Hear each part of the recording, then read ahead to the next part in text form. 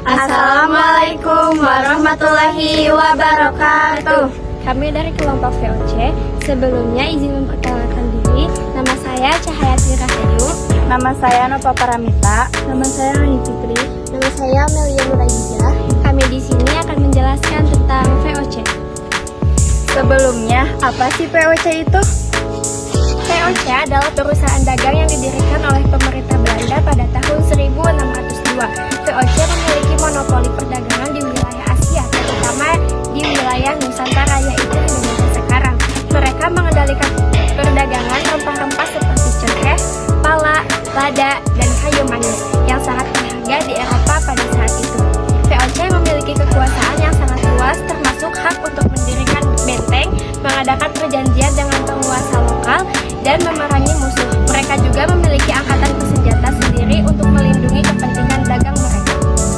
Namun, meskipun VOC menjadi sangat kaya dan berpengaruh, perusahaan ini juga mengalami banyak masalah, seperti korupsi, konflik internal, dan biaya perang yang tinggi. Akibatnya, VOC akhirnya bangkrut dan dibubarkan pada tahun 1799. Semua aset dan wilayahnya kemudian diambil oleh pemerintah Belanda. Selanjutnya, kami akan menjelaskan tentang kebijakan ekonomi VOC. Berikut adalah beberapa kebijakan ekonomi utama yang diterapkan VOC. 1. Monopoli perdagangan. VOC menerapkan monopoli terhadap berbagai komoditas penting seperti rempah-rempah, lada, cengkeh, pala, dan lainnya. Mereka berusaha menguasai jalur perdagangan dan hanya memperbolehkan transaksi perdagangan melalui VOC. Monopoli ini seringkali merugikan petani lokal karena harga ditentukan oleh VOC dan tidak ada persaingan yang sehat. 2. Pelayaran hongi adalah kebijakan yang diterapkan oleh VOC untuk mengontrol produksi dan distribusi rempah-rempah, khususnya di Maluku. Mereka mengirimkan armada kapal perang untuk memastikan bahwa para petani hanya menanam tanaman yang diperintahkan oleh VOC dan menghancurkan tanaman yang dianggap pelanggaran peraturan monopoli. 3. Penyerahan wajib. Dalam kebijakan ini, rakyat di wilayah-wilayah tertentu diwajibkan menyerahkan hasil bumi mereka kepada VOC dengan harga yang telah ditentukan oleh VOC, yang seringkali jauh di bawah harga pasar. Ini membuat para petani dan produsen lokal berada dalam posisi yang sangat merugikan. 4. Sistem tanam paksa. Di beberapa wilayah seperti Priangan, VOC menerapkan sistem tanam paksa di mana penduduk diwajibkan menanam tanaman tertentu seperti kopi yang kemudian harus diserahkan kepada VOC. Kebijakan ini menjadi cikal bakal dari sistem tanam paksa yang lebih luas di mana kolonial Belanda setelah VOC bubar. 5. Persekutuan dengan penguasa lokal. VOC seringkali menjalin persekutuan dengan penguasa lokal untuk memperkuat kekuasaan mereka.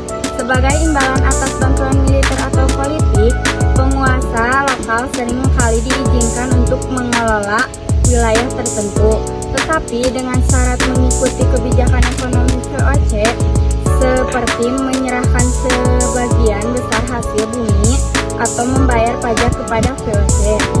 6. Ekspansi dan ekspolitasi wilayah. Kebijakan VOC juga melibatkan ekspansi kekuasaan melalui penaklukan dan perjanjian dengan kerajaan lokal. Mereka mendirikan benteng-benteng dan pos perdagangan di berbagai tempat untuk mengamankan jalur perdagangan dan memastikan kelancaran pengiriman komoditas ke Eropa. Kebijakan-kebijakan ini mengakibatkan eksploitasi besar-besaran terhadap sumber daya alam dan manusia di Nusantara, yang memberikan keuntungan besar dari VOC tetapi membawa penderitaan bagi penduduk lokal. Pada akhirnya, kebijakan ekonomi VOC juga memicu berbagai perlawanan dan pemberontakan di berbagai wilayah. Sekian dari kelompok kami, mohon maaf bila banyak kesalahan.